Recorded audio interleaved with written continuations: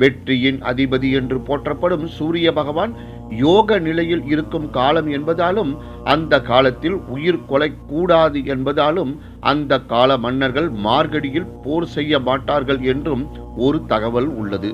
மார்கழியின் அதிகாலையிலும் அந்தி பொழுதிலும் இறைவனுக்காகவே ஒதுக்க வேண்டும்.